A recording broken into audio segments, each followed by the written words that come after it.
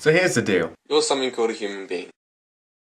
Like every other animal on this planet, we descend from a single-cell organism that lived millions of years ago. This happened by a process called evolution, where you get stuff because it's more useful, like feet and teeth and stuff. But trust me, that's really how we all got here. There's proof of it everywhere, buried in the rocks. The story you heard about how we're all created by a super powerful dude named God who lives up in the sky? Total bullshit. The whole God thing is actually an ancient fairy tale that people have been telling one another for thousands of years. We made it all up, like Santa Claus.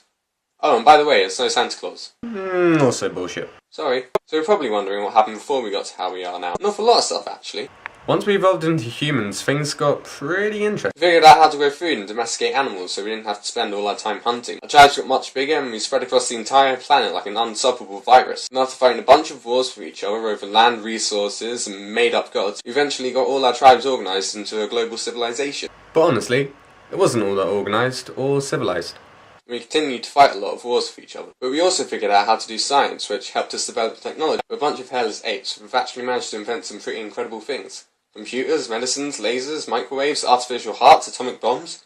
We even sent a few guys to the moon and brought them back.